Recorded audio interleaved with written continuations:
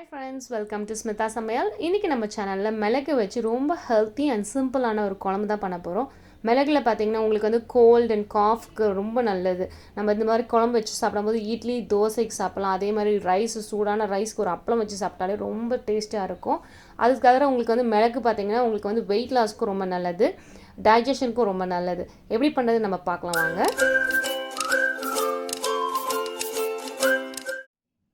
வேண்டிய பொருள் பார்த்தீங்கன்னா 1.5 டேபிள் ஸ்பூன் மிளகு, 1 டேபிள் ஸ்பூன் தனியா, 1/2 டீஸ்பூன் இது வெந்தயம், அப்புறம் 1/2 டீஸ்பூன் அரிசி. இது வந்து பச்சரிசி, புழுங்கல் அரிசி எது வேணாலும் நீங்கள் எடுத்துக்கோங்க.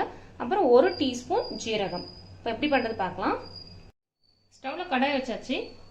இதில் வந்து பெப்பர் ஆட் பண்ணிக்கோங்க. கூடவே தனியா, அரிசி. இது கொஞ்சம் வதங்கின பிறகு நம்ம வந்து மற்ற ரெண்டுத்தையும் ஆட் பண்ணிக்கலாம்.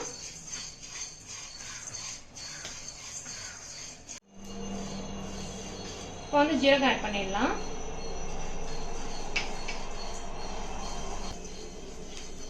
பெப்பர் வந்து வெடிக்கும், அதனால கொஞ்சம் பார்த்துக்கோங்க. கடைசியாக வெந்தயம் ஆட் பண்ணிடுங்க.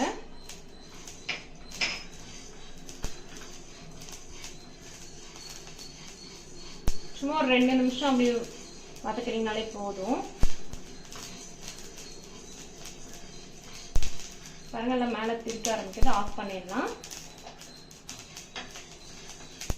இது வேற ஒரு பிளேட்ல போட்டு ஆற வச்சிடுங்க. அடுத்தது நம்மளுக்கு என்ன வேணும் பார்த்தீங்கன்னா, சின்ன வெங்காயம் எடுத்துருக்கேன். ஒரு 10-15 சின்ன வெங்காயம் எடுத்துக்கோங்க. இது கொஞ்சம் பெரிய சைஸ் தான், நான் 10 எடுத்துருக்கேன். அதுக்கப்புறம் கொஞ்சமாக கைப்பிடி அளவு பூண்டு எடுத்துக்கோங்க. 1 டீஸ்பூன் கடலைப்பருப்பு, 1 டீஸ்பூன் உளுந்து, காஞ்ச மிளகாய் பார்த்தீங்கன்னா 3 காஞ்ச மிளகாய் கிள்ளி வச்சிருக்கேன். அதுக்கப்புறமா கொஞ்சமாக கருவேப்பிலை. ஸ்டவ்வில் கடாய் வச்சாச்சு. கொஞ்சமாக நல்லெண்ணெய் ஆட் பண்ணிக்கோங்க. நல்லெண்ணெய் இல்லைன்னா நீங்கள் நார்மல் ஆயில் ஆட் பண்ணிக்கோங்க. சும்மா 1 ஸ்பூன் அளவு போட்டால் போதும். காஞ்ச மிளகாய் ஆட் பண்ணிக்கலாம். கூடவே உளுந்து, கடலைப்பருப்பு,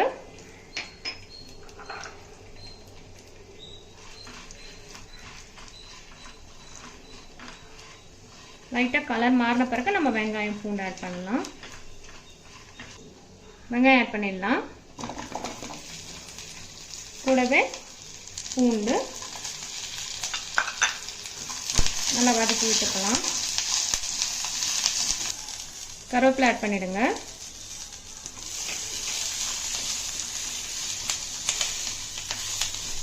ஸ்டவ் வந்து சிம் டு மீடியம் வச்சுக்கோங்க.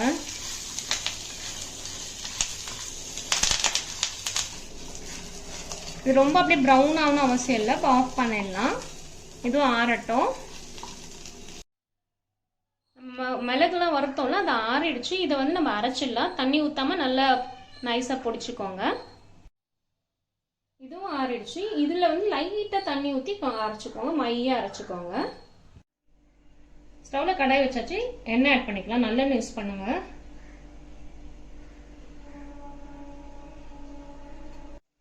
எண்ணெய் சூடாயிடுச்சு. கடுகு ஆட் பண்ணிடலாம். உளுந்து ஆட் பண்ணிக்கலாம்.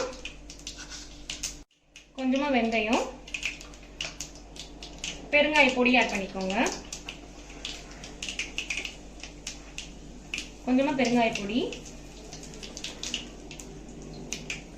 இதுல வந்து 5 சின்ன வெங்காயம் கட் பண்ணி வச்சிருக்கேன், அதை ஆட் பண்ணிக்கலாம்.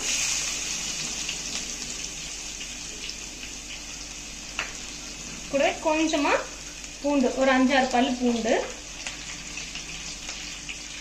கருவேப்பிலை. நல்லா வதங்கட்ட வெங்காயம் தான்.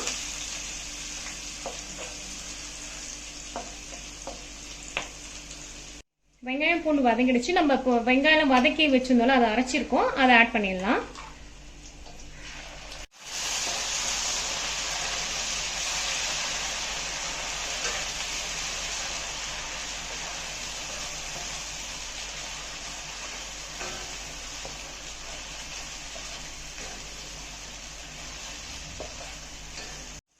இதில் வந்து இப்போ மஞ்சள் பொடி ஆட் பண்ணிக்கலாம். கொஞ்சமாக மஞ்சள் பொடி,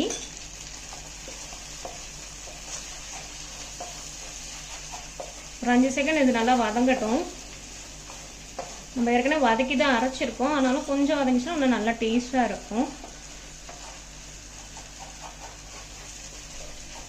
இது பார்த்திங்கன்னா உங்களுக்கு கோல்டு காஃப் அதெல்லாம் இருக்குன்னா நம்ம இந்த குழம்பு செஞ்சு நம்ம சாப்பிட்லாம். ரொம்ப ஹெல்த்தியானது. இது வெறும் ரைஸுக்குன்னு இல்லை, நம்ம இட்லி தோசை அது கூட தொட்டு சாப்பிட்லாம்.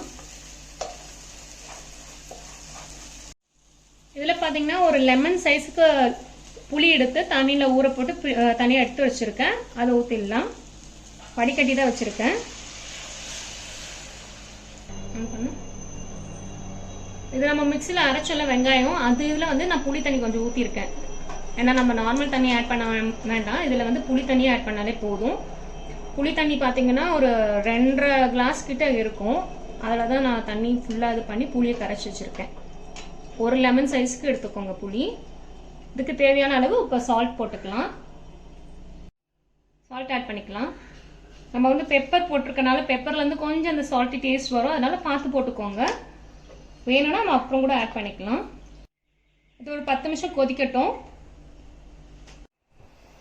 நல்லா கொதிக்க ஆரம்பிச்சிச்சு. இப்போ வந்து நம்ம பொடிச்சு வச்சிருக்கோம்ல, அதை ஆட் பண்ணிடலாம். மிளகு இதெல்லாம் மிக்ஸ் பண்ணி விட்டுக்கோங்க.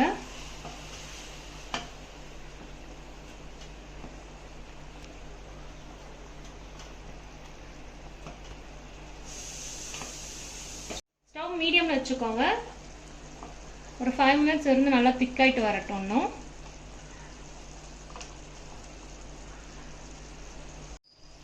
பாருங்க, நம்ம பெப்பர்லாம் போட்டுட்டு ஒரு 5 மினிட்ஸ் ஆயிடுச்சு. உங்களுக்கு தெரியும் எண்ணெய்லாம் நல்லா பிரிஞ்சு வருது. நம்ம இப்போ ஆஃப் பண்ணிடலாம். உங்களுக்கு இன்னும் கொஞ்சம் திக்காகனா நீங்கள் இன்னும் கொஞ்சம் நேரம் கூட வச்சுக்கலாம். ஆனால் மீடியமில் வச்சுக்கோங்க, ஹையில் வைக்காதீங்க. இது வந்து நீங்கள் ஒரு 2 to 3 days ஃப்ரிட்ஜில் வச்சு கூட நம்ம சாப்பிடலாம். நல்லா இருக்கும், இன்னும் கெட்டே போகாது. நம்மளுக்கு வந்து வெறும் பெப்பரோட காரம் மட்டும்தான் இதில் இருக்குது. நம்ம வந்து எண்ணெய் பார்த்திங்கன்னா நல்லெண்ணெய் தான் யூஸ் பண்ணியிருக்கோம். அது இன்னும் உடம்புக்கும் நல்லது. நீங்களும் ட்ரை பண்ணி பாருங்கள். இந்த சமயத்தில் நம்மளுக்கு கோல்டுக்கு அதுக்கெலாம் ரொம்ப நல்லது. பசங்களுக்குமே நம்ம கொடுக்கலாம். பாருங்கள், நம்மளோட ஹெல்த்தியான குழம்பு ரெடி ஆகிடுச்சு. நீங்களும் ட்ரை பண்ணி பாருங்கள். லைக் பண்ணுங்கள், ஷேர் பண்ணுங்கள், கமெண்ட்ஸ் பண்ணுங்கள். என்னோட சேனலுக்கு சப்ஸ்கிரைப் பண்ணுங்கள். தேங்க்யூ ஃபார் வாட்சிங்.